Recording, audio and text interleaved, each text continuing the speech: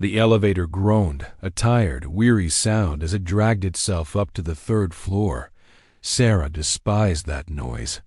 It sounded too much like breathing slow, strained, almost human.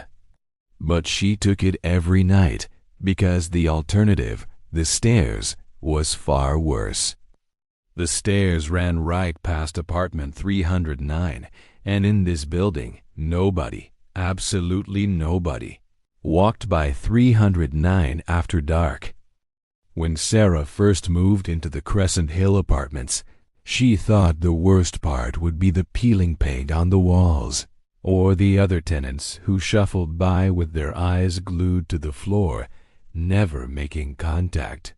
She'd convinced herself the biggest problem was the perpetual chill that seeped through the walls, a cold that no amount of heat could ever seem to banish.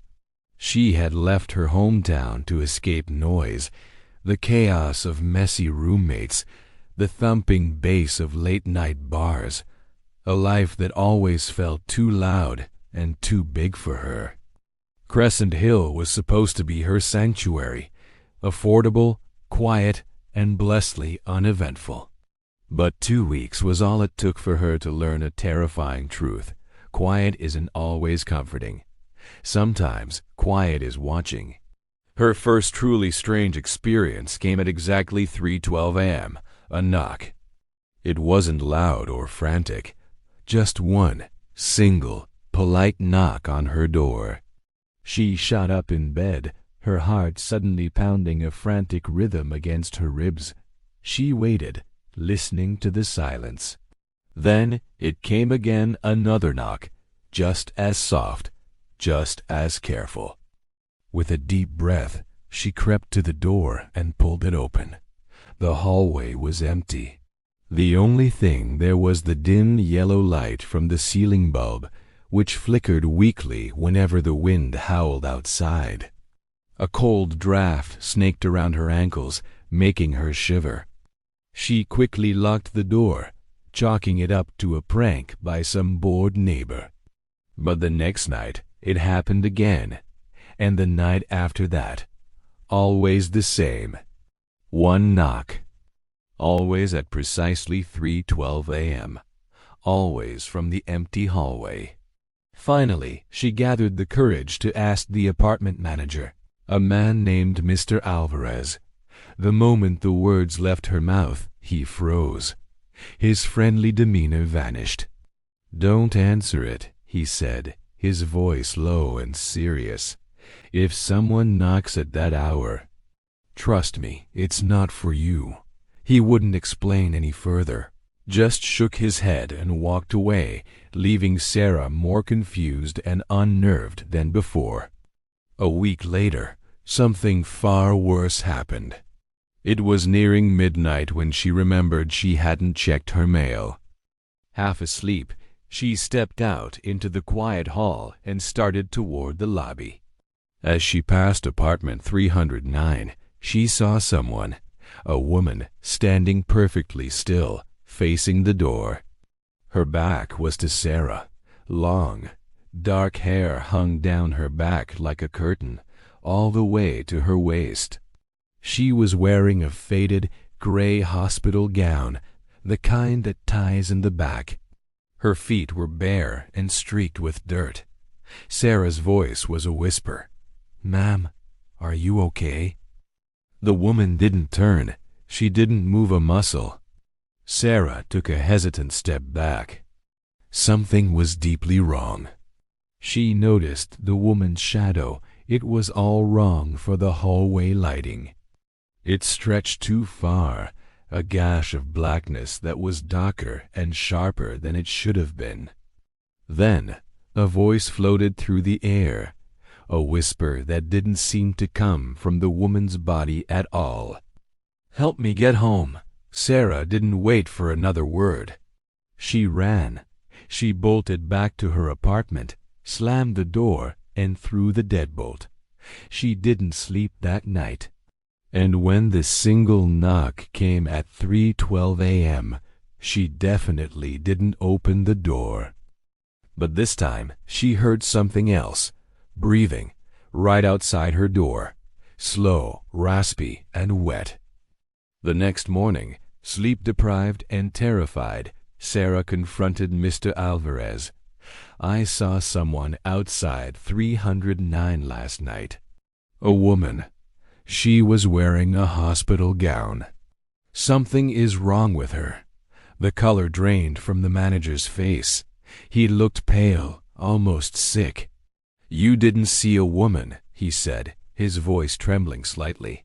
"You saw her."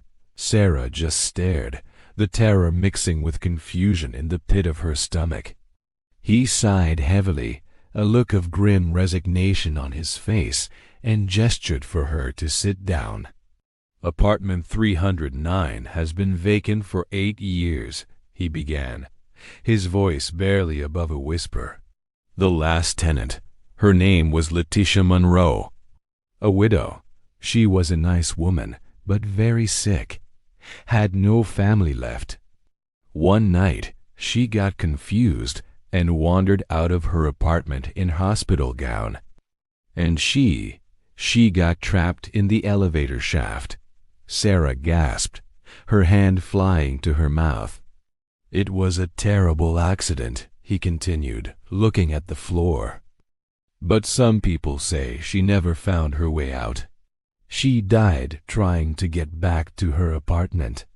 Trying to get home." Sarah's own voice was a trembling whisper. "Then what? What have I been hearing at 3 a.m.? Mr. Alvarez finally met her gaze, his eyes filled with a sad, chilling certainty. "That's the time she died. Sarah tried everything to ignore the nightly ritual. She bought expensive noise-canceling headphones. She left her TV blaring all night. She even stuffed towels under her door to block any sound. But on the 9th night, the knocking changed. It wasn't one polite knock anymore. It was 3, slow, heavy, wet. It sounded like someone dragging a dripping hand across the wood. Then her doorknob began to rattle violently. The metallic jangling was followed by a new sound, a sound that made her blood run cold, the scrape of fingernails digging into the door. Sarah scrambled away from the door, backing into her living room. Then a whisper seeped through the tiny crack at the bottom of the door, thin and reedy. "Please, help me, home." That's when she snapped. Her fear turned to a desperate, ragged anger. "What do you want from me?" she screamed, her voice cracking with terror.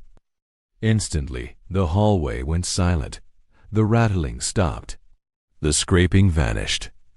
Then she heard the knocking again, but it was moving down the hall, getting fainter, closer to apartment 309. Something was pacing out there.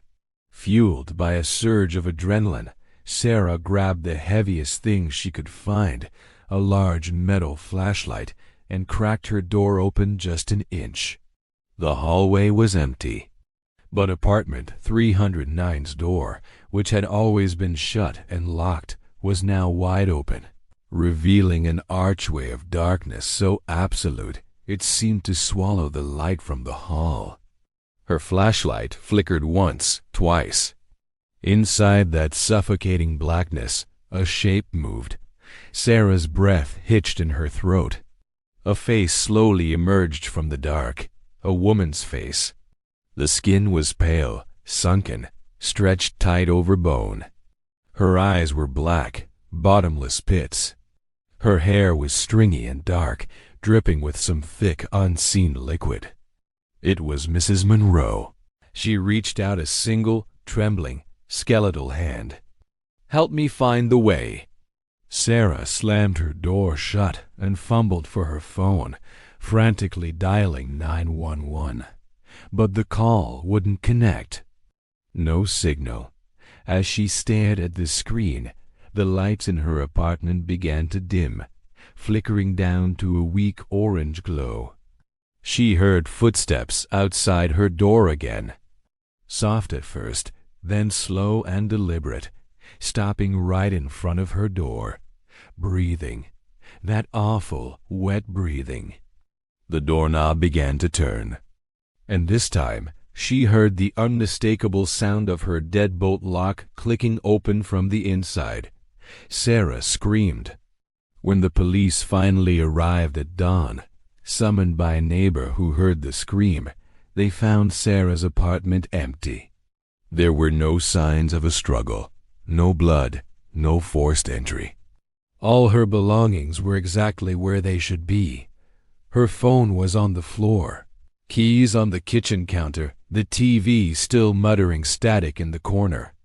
The only strange detail was the door. On the inside of the door were deep, frantic scratches, gouged into the wood, as if someone had been clawing at it while being dragged out into the hallway. Apartment 309 was, as always, closed, locked, and covered in a thick layer of dust. But on that dusty floor, a trail of bare, dirty footprints led directly from Sarah's apartment, all the way to the door of 309, where they simply disappeared into the darkness beyond the threshold. 3 days later, a new tenant moved into Sarah's old unit. They didn't last long. They only lasted 2 nights before they fled. They complained to the manager about a soft, polite knock that came every night at exactly 3:12 a.m., and a faint, pleading voice whispering through the door, "Help me get home."